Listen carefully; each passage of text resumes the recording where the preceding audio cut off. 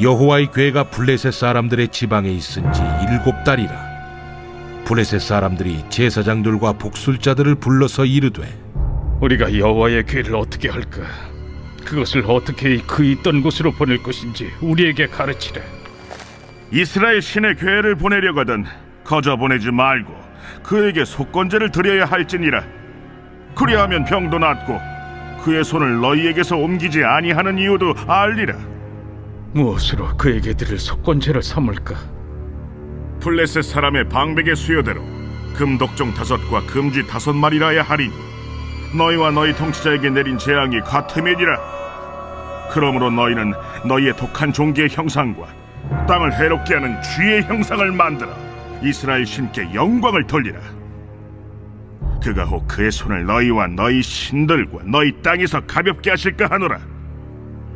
애굽인과 바로가 그들의 마음을 완악하게 한 것 같이 어찌하여 너희가 너희의 마음을 완악하게 하겠느냐. 그가 그들 중에서 재앙을 내린 후에 그들이 백성을 가게 함으로 백성이 떠나지 아니하였느냐. 그러므로 새 수레를 하나 만들고 멍에를 메어보지 아니한 젖나는 소 2마리를 끌어다가 소의 수레를 메우고 그 송아지들은 떼어 집으로 돌려보내고 여호와의 궤를 가져다가 수레에 싣고 속건제를 들 금으로 만든 물건들은 상자에 담아 궤 곁에 두고 그것을 보내어 가게 하고 보고 있다가 만일 궤가 그 본 지역길로 올라가서 벳세메스로 가면 이 큰 재앙은 그가 우리에게 내린 것이요 그렇지 아니하면 우리를 친 것이 그의 손이 아니요 우연히 당한 것인 줄 알리라. 할렐루야. 오늘도 함께 예배를 드리는 우리 믿음의 성도 여러분을 주님의 이름으로 환영하고 또 축복합니다. 오늘 함께 가정 예배를 드릴 때 하나님께서 여러분의 가정마다 그리고 속해 있는 모든 삶의 환경마다 하나님의 크신 은혜가 또 함께하고 또 주님의 동행하심이 함께하시기를 간절히 축복합니다. 여러분 혹시 판치기 혹은 짝맞추기라는 것을 알고 계십니까? 제가 중고등학교를 다닐 때 교과서 위에 동전을 올려두고요, 손으로 탁 쳐가지고 넘어가는 동전을 가지고 가거나 혹은 앞면 아니면 동전의 뒷면을 맞춰서 다 맞추는 사람이 그 동전을 다 갖게 되는 그러한 게임이었습니다. 그런데 이게 말이 게임이지 도박에 가까운 친구들도 있었습니다. 하루는요, 제가 친구들과 함께 이 게임을 하는데 돈을 계속 잃는 거예요. 처음에는 본전 생각이 나서 나중에는 오기가 생겨서 다른 친구에게 돈을 빌려서까지 하게 되었고 결국 가지고 있던 돈을 다 잃고 난 다음에 이 판치기 세상을 떠난 적이 있습니다. 판치기뿐만이 아니죠. 문방구 앞에 있는 메달 뽑기 기계 혹시 아시나요? 메달을 따면 따는 대로 욕심이 생기고 또 돈을 잃으면 마찬가지로 본전이 생각나서 앉아있다가 결국 가지고 있는 용돈을 다 잃어버린 경험도 있습니다. 지금 돌아보면 인간의 본성을 그대로 보여주는 것 같습니다. 인간의 욕망과 욕심 그리고 욕망과 욕심에 가려진 미련함이 그대로 나타나는 것 같습니다. 이런 일이 비단 판치기나 아니면 메달 게임에 한정되어 있는 것이 아니죠. 우리 삶 속 곳곳에서 이러한 미련한 모습들이 남아 있습니다. 오늘 본문 속 블레셋 사람들도 이스라엘 백성들도 마찬가지죠. 오늘 본문의 사건은 사무엘서 4장부터 시작됩니다. 이스라엘과 블레셋이 전쟁을 하게 되고요, 이에 이스라엘은 에베네셀에 진을 치고 블레셋은 아벡이라는 곳에 진을 치고 있었습니다. 그리고 블레셋의 성공으로 이스라엘과 전투가 벌어지게 되죠. 이스라엘이 이 전쟁에서 이겼을까요? 아쉽게도 이스라엘은 이 전쟁에서 패하고 4,000명이 넘는 사람이 목숨을 잃게 됩니다. 사실 전쟁에 패하게 되면 이스라엘은요, 이 전쟁에서 패한 이유를 찾아야 하는 것이 맞습니다. 그리고 성경에 보면은요, 이스라엘 백성들이 패하는 이유는 대부분 하나님 앞에 바로 서지 못했기 때문이죠. 이번에도 마찬가지입니다. 이스라엘 백성들은 하나님 앞에 바로 서지 못했습니다. 한 예로 사무엘상 2장에 보면 당시 제사장이었던 엘리의 아들들 홈니와 비느하스의 행실이 기록되어 있습니다. 제사장이라는 것은요, 레위 지파를 말합니다. 레위 지파는 가나안 땅을 정복하고 난 뒤에 땅을 분배받지 못했죠. 왜냐? 하나님의 제사를 담당하는 지파였고 이에 나머지 지파에서 하나님께 드린 10의 1조가 레위 지파에게 돌아갔습니다. 마찬가지로 제사장이 하나님께 예배를 드릴 때도 제사를 마치고 고기를 삶을 때 새 살 갈고지를 솥 안에 찔러 넣어서 걸려 나오는 것이 제사장의 몫이었습니다. 그러나 홈리와 비느하스는요, 하나님께 제사를 드리기도 전에 자신들이 원하는 것을 가지고 오거나 이를 거절하면 강제로 빼앗아 오는 모습을 볼 수가 있습니다.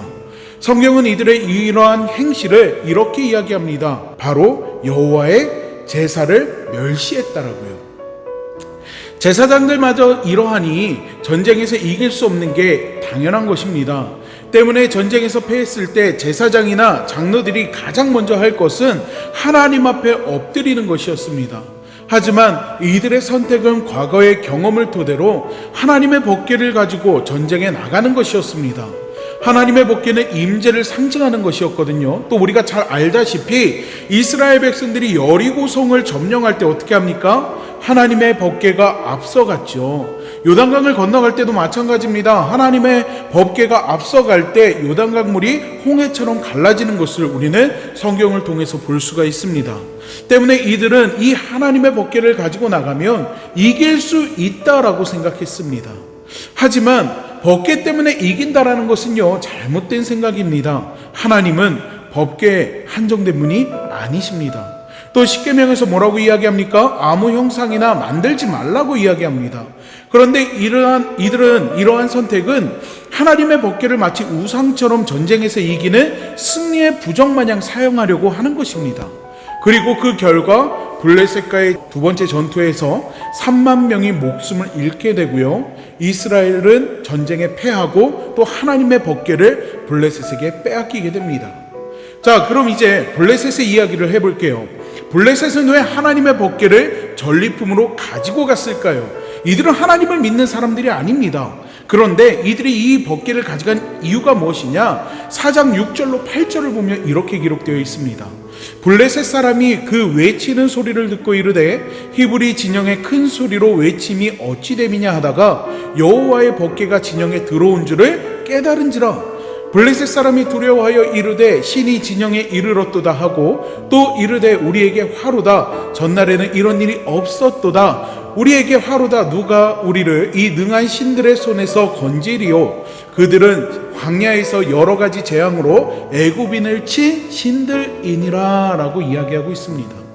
블레셋 사람들도 알고 있는 거예요. 하나님의 궤가 무엇인지 또 어떤 일들이 있었는지를요. 때문에 이들 역시 이스라엘 사람들과 같이 생각합니다.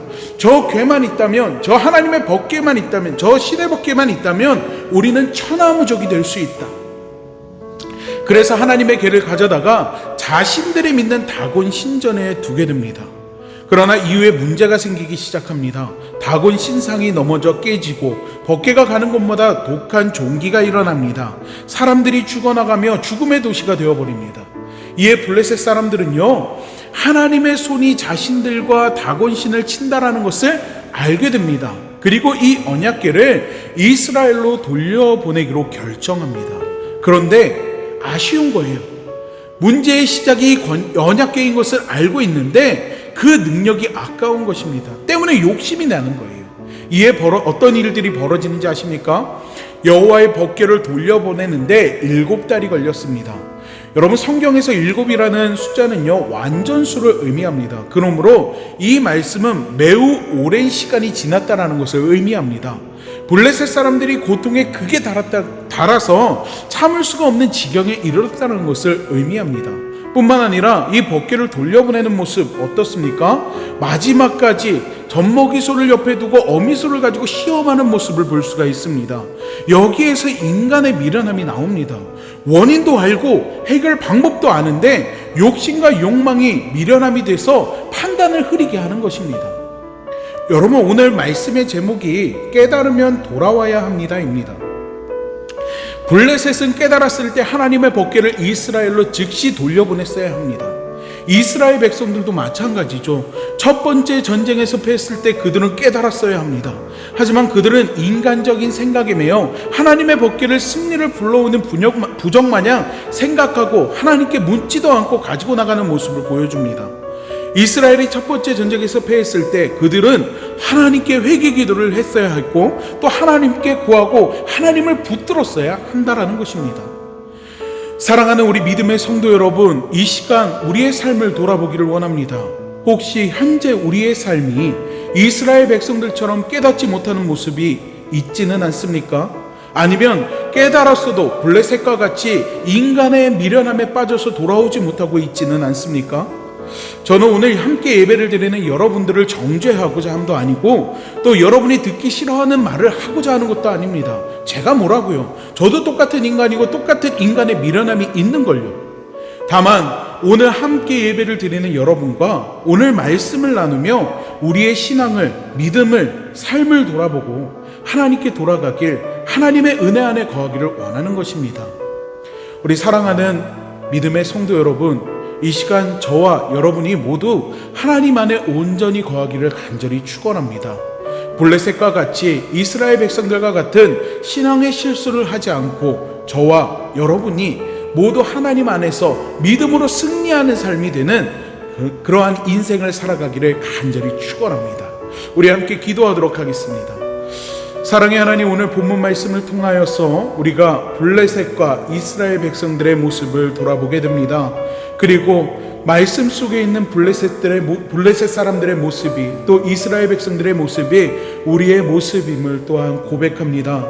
하나님, 이 시간 함께 예배를 드리고 말씀을 나눈 우리 믿음의 성도들을 주님께서 기억하여 주시고 우리의 연약한 믿음을 주님의 손으로 붙들어 주시며 또 하나님께서 우리에게 은혜를 베풀어 주시사 깨닫는 은혜가 우리 안에 있게 하여 주시고 깨달음으로 끝나는 것이 아니라 우리가 주님께로 돌아설 수 있는 믿음의 결단 또한 있게 하여 주시옵소서. 우리는 하나님을 믿는 사람입니다. 예수님의 이름을 믿고 구원받은 사람들입니다. 세상과 구별되고 하나님 편에 서서 주님을 붙들고 살아가는 믿음의 그리스도인이 되기를 원합니다. 하나님, 오늘 함께 나눈 말씀이 우리 마음판에 깊이 새겨지게 하여 주시고 주님께 돌아서서 주님을 바라보고 믿음의 걸음을 내디디며 주님께 영광 돌릴 수 있는 믿음의 그리스도인들 될 수 있도록 하나님께서 도와주시고 모든 삶의 환경과 상황 가운데 주님 직접적으로 개입하여 주셔서 늘 우리가 믿음의 결단을 하고 또 주님 앞에 돌아서는, 주님을 붙드는, 주님 앞에 주님과 동행하는 삶을 살아갈 수 있는 저희들이 될 수 있도록 은혜를 베풀어 주시옵소서. 믿음 안에 승리하기를 원합니다. 주님, 승리하는 삶을 살아갈 수 있도록 우리의 삶을 주관하여 주시옵소서. 예수님의 이름으로 기도하옵나이다. 아멘.